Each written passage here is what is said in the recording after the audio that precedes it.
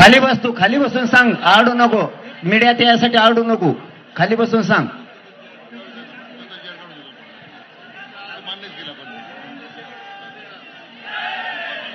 ए पोराव शांत बसा, ऐकून द्या ना राव. सगळ्यात मा पोट दुखायला लागलं.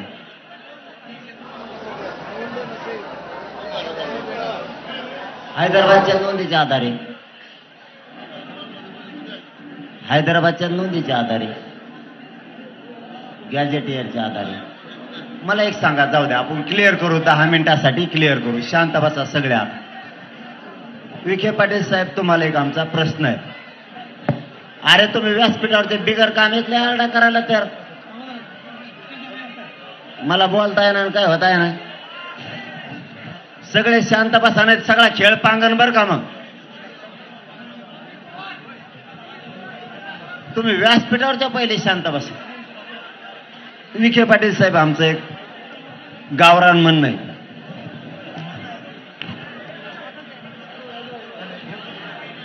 एक साधं म्हणणं आहे, हैदराबादचं गॅजेटियर आमचं लागू झालं, हे तुम्हाला मान्य आहे का? माईक द्या त्यांच्या हातात. 2 मिनिटात लोकांच्या अडचणी म्हणजे प्रश्न नाही येणार. त्या माणसानं मोठं काम केलंय. हॅलो, ते जिल्ह्यात तिथं व्हायला पाहिजे. विखे पाटील साहेबाकडे द्या. विखे पाटील साहेब, आमचं हैदराबादचं गॅजेटियरची अंमलबजावणी झाली का? अंमलबजावणी करण्यासाठी जी आर काढला आता. ओके, जी आर याच्यासाठी काढलाय की अंमलबजावणी करायसाठी? एक प्रश्न. दुसरा ऐका, गॅजेटियर मधील नोंदीच्या आधारे आम्हाला कुणबी प्रमाणपत्र आता दिले जाणार का? बरोबर आहे. त्या जे काही त्याच्यामध्ये आपण निकष दिलेले आहेत ती पूर्तता केली, नातेवाईक असेल, पुढे खापड पंजोबा किंवा कुटुंबातील तुमचं कोणी असेल, ॲफिडेव्हिट जरी केलं तरी देणार आपण दाखला. उदाहरणार्थ क्रमांक 1, पोराव लय महत्वाचा विषय, उगाच ऐका गड्यानो, गोंधळात महापार कंबरड मोरड. समजा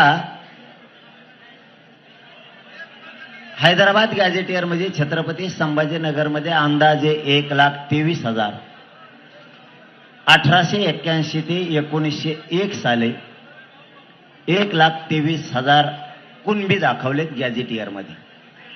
त्याचे 5-5 पोरं जरी आता म्हणले 1881 पासून, हा खूप महत्वाचा विखे पाटील साहेब विषय आहे. घाई गडबडीत समाजाचं वाटलं व्हायला नको. बार मला हे लोक गरिबाचे घेऊन यावं लागते. 5-5 जरी म्हणलं, 10-10 जरी म्हणलं, 1,23,000 म्हणलं तरी समजा 1.5 लाख धरू आपण. 6 लाख मराठे छत्रपती संभाजीनगरमध्ये झाले. आता गॅजेटियरचं असं म्हणणं आहे 1,23,000 कुणबी आहेत आणि सध्या छत्रपती संभाजीनगरमध्ये एक बी कुणबी नाही. मग कुणबी गेले कुठं? याचाच अर्थ 1,23,000 त्या काळाचे म्हणजे आत्ताचे 6 लाख मराठे हे सगळे कुणबी. याच पद्धतीनं त्रिसदस्यीय केलेल्या समितीला काम करावं लागेल विखे पाटील साहेब. 1, धाराशिव मध्ये 97,000 मराठे कुणबी त्यावेळेस दाखवले. बीड मध्ये 1,12,000 दाखवले. त्यांचे 5-5, 10-10 म्हणलं तरी आता 5 ते 6 लाख मराठे झाले. मग ते जर कुणबी होते तर पहिले कुणबी गेले कुठं? मराठवाड्यातला मराठा हाच कुणबी आहे. विखे पाटील साहेब, हा आमच्यासाठीचा खूप महत्वाचा मुद्दा आहे. मराठवाड्यातले मराठे हेच कुणबी आहे. या जीआरच्या माध्यमातून याच पद्धतीनं गॅजेटियर, कलेक्टर साहेब, तहसीलदार साहेब, नायब तहसीलदार साहेब, मुख्य प्राधिकरण याच्यावरती जो काम करणार आहे, 2012चा कायदा जो ओबीसी कायद्याला व्हॅलिड करतो, त्या कायद्याच्या नुसार तुमची त्रिसदस्यीय ही समिती यांच्याकडे सुद्धा हे गॅजेटियर विखे पाटील साहेब द्यावं लागणार आहे. बरोबर ना? गॅजेटियर द्यावं लागणार आहे. आणि मग ते संबंधित त्या गावातले व्यक्ती, उदाहरणार्थ एका गावात 30 लोक आहेत, 1800 ए दाताड काढणारा नो नाही तर निघा ना घरी. 30 लोक आहेत एका गावात 1881 ते 1901 मध्ये.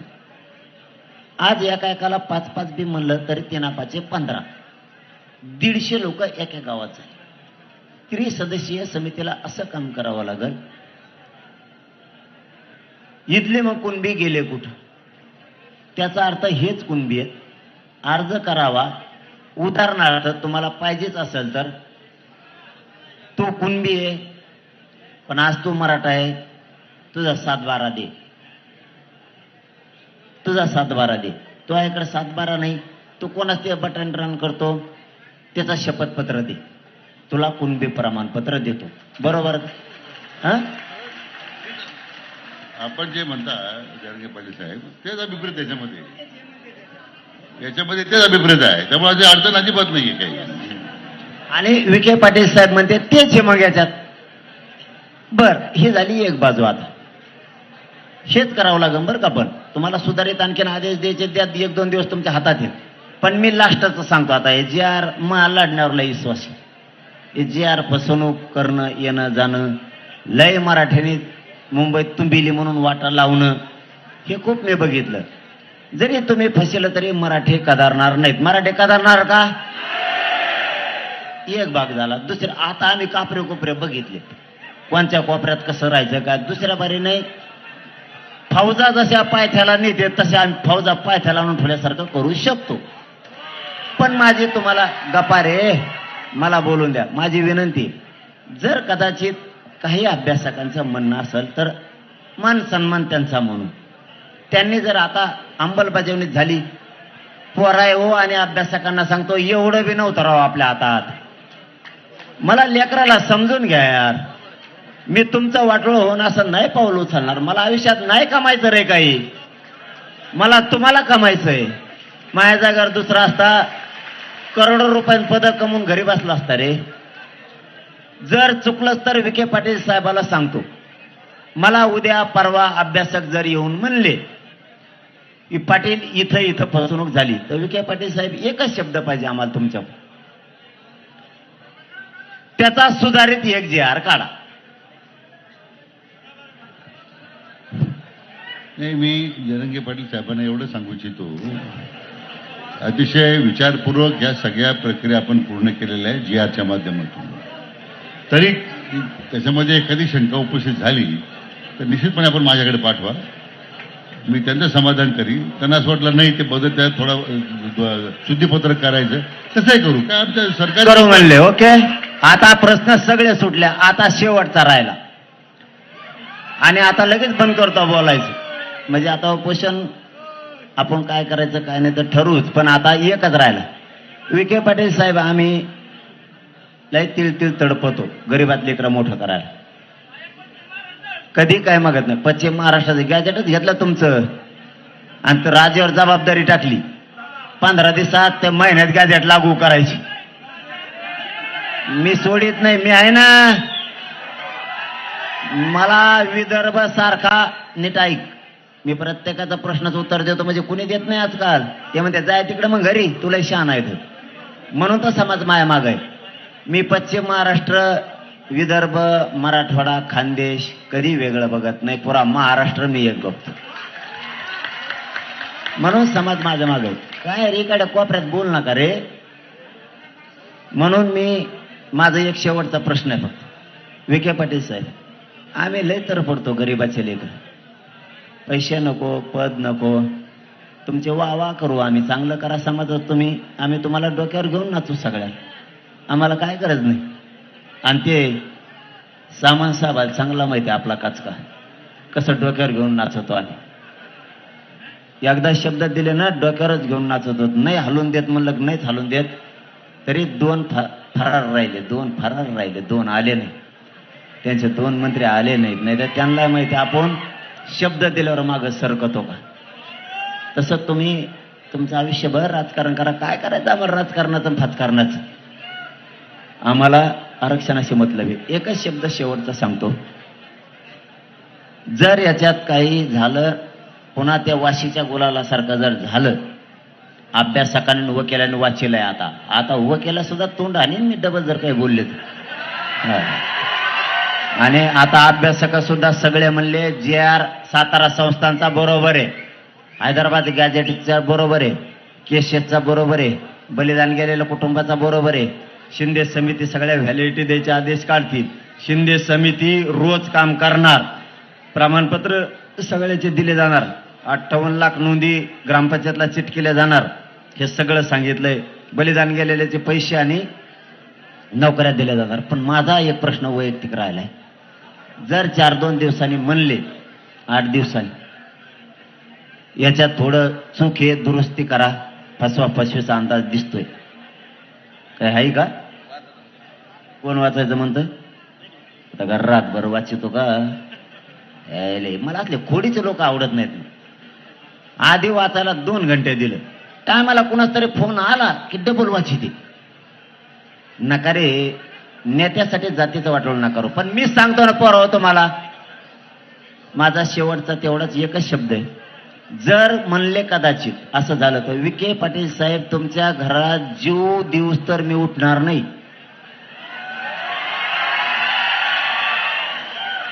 मराठा समाजाचं वाटलं नको. आता असं महानशीब चांगलं आहे, अशा मंत्र्यांनी जी आर काढला की माझ्या टप्प्यातच आहे. मुंबईला दिल्लीला जाईन, टुपकन उठायचं आणि ती अजून बसायचं. आणि पोरावर जरी फसवणूक झाली तर तुम्हाला सांगतो, आपण हळूहळू करून 3 करोड मराठी आरक्षणात घातलेत. आणि आता पश्चिम महाराष्ट्र आणि मराठवाडा सगळा आरक्षणात घातलाय आपण पुरा. जर काही राहिलंच तर मग आज शब्द आहे तुम्हाला, जीवात जीव आहे तोवर तुमच्यासाठी लढण गद्दारी करणार नाही. आणखीन काय पाहिजे तुम्हाला?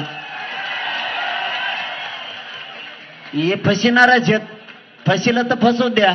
मी म्हणलं का आता लढत नाही. छत्रपती शिवराय वारंवार लढले म्हणून स्वराज्य निर्माण झालं. एकदाच लढले स्वराज्य निर्माण झालं का? मी वारंवार लढण होत असते. चूक एखादी तुमच्याकडून होती, एखादी माझ्याकडून होती. कळालं तुम्हाला? आता तुमच्याकडून एखादी चूक होती, एखादी माझ्याकडून पण होती, झालीच चूक तर आम्ही विखे पाटील साहेबांच्या दारात जाऊन बसून त्यांना सांगू याच्या सुधारणा करा, या समितीला आदेश द्या, त्या कलेक्टरांना सांगा गॅजेटियरच्या नोंदीनुसार मराठ्यांचे प्रमाणपत्र वाटप सुरू करा. किती दिवसापासून सुरू होणे वाटप? आदेश किती दिवसात निघत असतो ते नाही मला माहित. आता जी आर आपण आज अप्रूव्ह केला आहे, उद्या जी आर इश्यू होऊन जाईल. आता काढला मी जी आर, आता इश्यू होईल. आता मग उद्या पुढच्या 1-2 दिवसामध्ये मी सगळ्या जिल्हाधिकाऱ्यांना सगळ्या सूचना. हे म्हणते 2 दिवसात प्रमाणपत्र वाटपाला सुरुवात होईल हैदराबाद गॅजेटनुसार. मी म्हणतो 8 दिवस. त्याला काय आहे की आता जी प्रक्रिया घालून दिलेली आहे त्या प्रक्रिया ती सुरू करून देऊ. त्याला पाहिजे तो अर्ज जमला ना? जमलं ओके का? आता ओके म्हणू हा. मग आता काही अडचण नाही ना? जुने अभ्यासक पण आलेले आहेत, ओके ना? आता काही ताण नाही ना? ओके म्हणले ना? आता काही ताण नाही ना? हा, म्हणजे जुने सुद्धा ज्यांनी आयुष्य घातलं ते सुद्धा हा म्हणले. आता मी टेन्शन फ्री. नसता मी विखे पाटील साहेबांच्या बरोबर घरी जाऊन बसतो. तुम्हाला काय करायचं? चुकत असतं रे, मी चुकत असतो, तुम्ही चुकत असतात. आपल्यासाठी सुवर्ण क्षण आहे, मराठवाड्यासाठी आणि पश्चिम महाराष्ट्रासाठी आजचा सुवर्ण क्षण. जरंगे पाटलांचं माझ्या घरी केव्हाही स्वागत आहे. धन्यवाद. आता कामासाठी स्वागत राहील. तुम्हाला काही चुकीचा मी करतो म्हणून संधी देणार नाही. चांगल्या कामासाठी. वा वा वा. ते म्हणले माझ्या घरी यायची तुम्हाला संधी सुद्धा देणार नाही. गॅजेटियरच्या आधारे नोंदी आणि प्रमाणपत्र द्यायला सुरुवात होतील. आता माझं शेवटचं म्हणणं आहे, म्हणजे झालं शेवटचं म्हणजे झालं. मला वाटतं उपमुख आहे. शांत बसा 1 मिनिट. तुम्ही बोल नका यार, वरचेच लय बोलता. वरचे पण करा, नाही तर खाली जाणार फेकून यांना. मला असं वाटतं विखे पाटील साहेब, बाबाराजेजी साहेब, आता सगळेच आले, गोरे साहेब, आमचे सामंत साहेब, ते तर आधीच गुलाल लावून आलेत. सरनाईक साहेब, दंड तुम्ही आमच्या गाड्यावर दंड टाकलाय. जर नाही माफ केला ना तुम्हाला धाराशिवला जाऊनच देत नाही आमच्या तिथून. माझी एक इच्छा आहे, सगळ्या जणांनी ऐका. मला वाटतं उपमुख्यमंत्री केलं काम सगळं विखे पाटील साहेबांनी, त्यांना श्रेय 100% दिलं आणि त्यांची मंत्रिमंडळाची टीम. पण माझी इच्छा आहे उपमुख्यमंत्री साहेब एकनाथजी शिंदे साहेब आणि उपमुख्यमंत्री अजितदादा पवार साहेब आणि मुख्यमंत्री फडणवीस साहेब यांनी उपोषण सोडायला यावं. तुमचं आमचं वैर संपलं. तुम्ही या नका येऊ, आमची इच्छा आहे. ते आपण आता माझी विनंती काय आहे, आता आपण उपोषण सोडून घेऊ. शांत बसा पोराओ, शांत बसा. हे ऐका रे, शांत राहा. उपोषण आता माझी विनंती अशी आहे, ऐका ना रे साहेब काय म्हणते. नाही आपण आता एक उपोषण सोडू आज आणि ही अंमलबजावणी आम्ही सुरू केली की एकदा माननीय मुख्यमंत्री दोन्ही नंतर मी जवळ येऊन देत नसतो. माझं पूर्ण ऐकून घ्या ना. माझं पूर्ण ऐकून घ्या. सगळं काम तुम्ही माझं पूर्ण केलं. ऐकून घ्या. आता आपल्या म्हणण्याप्रमाणे सगळे जे आर आपण तुम्हाला दिलेले आहेत, निर्णय केलेत, निर्णय प्रक्रिया सुरू केली. माननीय मुख्यमंत्री देवेंद्रजी फडणवीस साहेबांनी खरंच त्याच्यामध्ये फार प्रयत्न केले. त्यांनी मला अध्यक्ष केलं म्हणून मला हे करता आलं आणि म्हणून त्यांचा मी अतिशय आभारी आहे, कारण त्यांनी मला संधी दिली ही. आणि सातत्यानं गेले 3 दिवस या सगळ्या माझ्या प्रक्रियेमध्ये माननीय मुख्यमंत्री सातत्यानं पाठपुरावा करतायत, माहिती घेतायत, मार्गदर्शन करतायत. तो फवा झाले माननीय उपमुख्यमंत्री एकनाथराव शिंदे साहेब आहेत, माननीय उपमुख्यमंत्री अजितदादा आहेत. हे दोघेही सातत्यानं ही प्रक्रिया पूर्ण करण्यामध्ये त्यांचं एवढं सहकार्य लाभलं म्हणून तर आम्ही इथपर्यंत आलोय जरांगे पाटील साहेब. पण माझी विनंती काय आहे, हे अगोदर आपलं ठरलं नव्हतं, आता ते सगळे बाहेर आहेत. आपण जर आता उपोषण सोडलं तर माझं मत काय आहे की विनंती अशी आहे की मग मे बी एखाद्या दिवशी आपल्याला त्यांच्या सभेत भेटे घालून देऊ आपण एकदा आल्यानंतर. पण आता उपोषण सोडावशी विनंती आहे. आमचं पोराव शांत बसणार रे. आमचं म्हणणं एवढंच आहे, ते जरी आले तरी उपोषण आम्ही तुमच्याच हाताने सोडणार. ऐका आमचं पण ऐका. आता तुमचं ऐकलं, आता आमचं पण ऐका. त्यांच्यात आमच्या मराठ्यात जी नाराजी आहे ती या निमित्ताने निघून जाईल म्हणून त्यांनी तिघांनी पण यावं. ते जर नाही आले तर ही नाराजी अशीच राहणार, हे पण सांग. मंत्रिमंडळ उपसमितीचा मी अध्यक्ष म्हणून ते सगळे अधिकार मला दिले होते आणि तुम्हीच सगळं म्हणलं आणि ना तुमच्याच नावाने उद्या नारळ फुटणार. आणि मग सगळे मंत्रिमंडळ सदस्य आम्ही त्याच्यामध्ये होतोच. म्हणून आता निर्णय होतो म्हटल्यानंतर ते त्यांचाच निर्णय माननीय मुख्यमंत्री आणि उपमुख्यमंत्र्यांच्या लक्षात घ्या. आमची इच्छा सांगितली, येते नाहीत नका काय. नाही मनोजजी, आमची सगळ्यांची विनंती आपल्याला एवढीच आहे की ज्यावेळी उपसमितीचे सदस्य म्हणून आम्ही काम करतो किंवा अध्यक्ष म्हणून विखे पाटील साहेब काम करतात, तर ज्या ज्या बैठका आमच्या होतात त्याची सगळी माहिती आम्ही मुख्यमंत्री आणि उपमुख्यमंत्र्यांना देतो. आज जो GR आम्ही सगळ्यांनी मिळून काढलाय, विखे पाटील साहेब इथे घेऊन आलेले आहेत, याला देखील माननीय मुख्यमंत्री देवेंद्रजी फडणवीस, माननीय उपमुख्यमंत्री एकनाथजी शिंदे आणि अजितदादांची संमती असल्यामुळेच आम्ही इथं आलेलो आहे. तर आमची सगळ्यांची, कारण आम्हाला उपसमिती करत असताना कॅबिनेट मंत्रिमंडळाचे अधिकार माननीय देवेंद्रजींनी ह्या दोघांनी दिले, त्याच्यामुळेच विखे पाटील साहेबांना हे करता आलंय. तर आमच्या सगळ्यांच्या वतीनं आपल्याला विनंती आहे की आपण आपल्या देखील प्रकृतीचा विचार करून आपण हे उपोषण मागं घ्यावं, ही आपल्याला आम्ही विनंती करतो.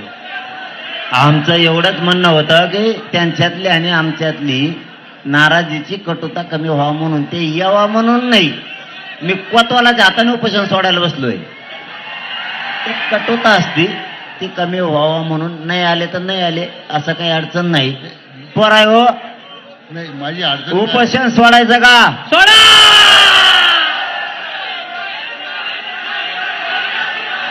सोडायचं का? फोनवर फिनवर नसतं बोलत मी.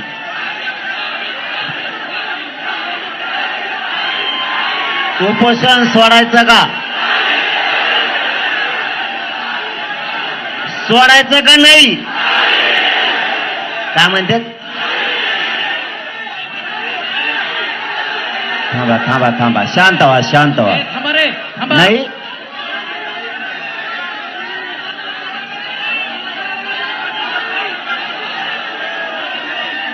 अरे तुम्ही नीट शांततेत सांगितलं तर नीट होईल, नाही तर फालतूपणा केला तर निघा घडी. मग नीट सांगा. त्यांचं म्हणणं असं आहे मुख्यमंत्री उपोषण सोडायला आणा, म्हणून ते म्हणते उपोषण सोडायचं नाही. आपल्यासाठी आपलं काम महत्वाचं आहे, तुमच्यासाठी मी महत्वाचा आहे का तुम्हाला फालतूपणा करायचा आहे? हा, मग मी महत्वाचा आहे ना. यांच्या हाताने कोणा उपोषण सोडायचं. आपल्याला गॅजेट पाहिजे होतं, आपल्या लेकराचं कल्याण झालं, गेला विषय खड्ड्यात.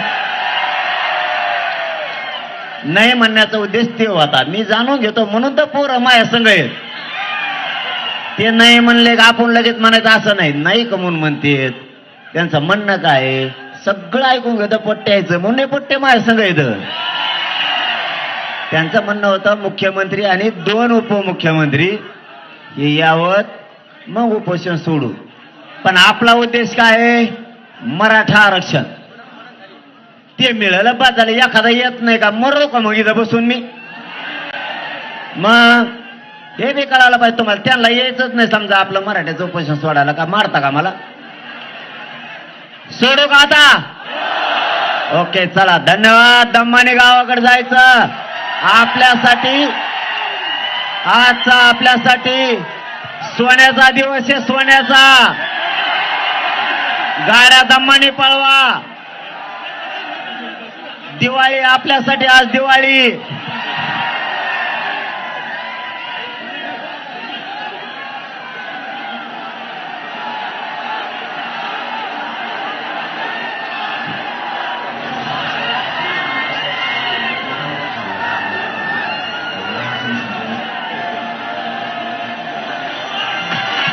पोराव 1 मिनिट थांबा रे.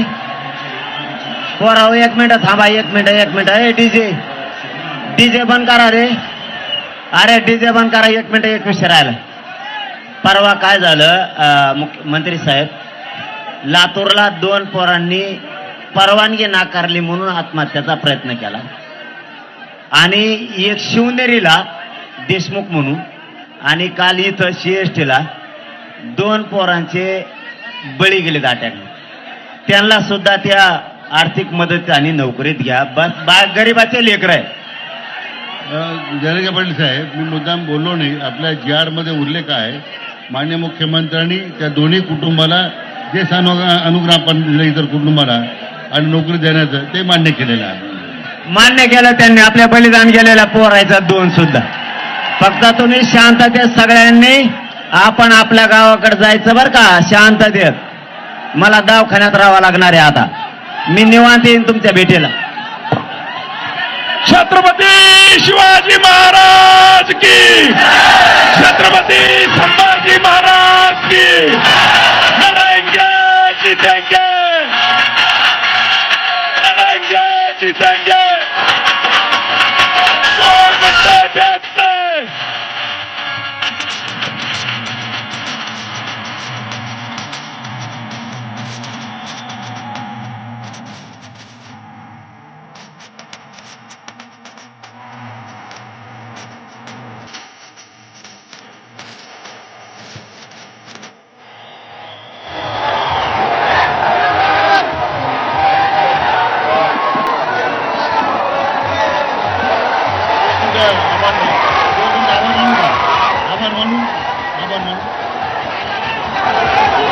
पोराव 2 मिनिटं शांत राहा. 2 मिनिटं शांत राहा. 2 मिनिटं शांत राहा. 2 मिनिटं शांत राहा. 2 मिनिटं शांत राहा. पोराव आभार मानू द्या मंत्री महोदयाला. 2 मिनिटं शांत राहा. शिवाजी महाराज की जय. भवानी जय. शिवाजी. धर्मवीर संभाजी महाराज की. मान्य जरंगे पाटलांचा. गणपतीची आरती होईन बरं का यांच्या आभार मानल्याच्या नंतर. माझे मंत्रिमंडळातले सहकारी माननीय नामदार शिवेंद्रराजी भोसले साहेब, माननीय नामदार जयकुमारजी गोरे साहेब, माननीय उद्योग मंत्री उदय सामंतजी, माननीय परिवहन मंत्री प्रतापराव सरनाईक साहेब, राणा जगजितसिंग आमचे आमदार महोदय, आमचे खासदार चव्हाण साहेब, व्यासपीठावर सर्व या मराठा आंदोलनाला पाठिंबा देण्याकरता या उपस्थित सर्व माझे बांधव भगिनी, राज्यभरातून आलेले सर्व माझे मावळे, सर्व पत्रकार बंधू आणि उपस्थित मित्र हो, मी प्रथमतः राज्य सरकारच्या वतीने माननीय जयरंगे पाटील साहेबांचं मनापासून या ठिकाणी अभिनंदन करतो आणि आभार व्यक्त करतो की आपल्या या मराठा बांधवांच्या लढ्याचं नेतृत्व करताना अतिशय निस्पृह आणि निस्वार्थी पद्धतीनं त्यांनी आजचा हा दिवस आपल्या सर्वांना दाखवलेला आहे.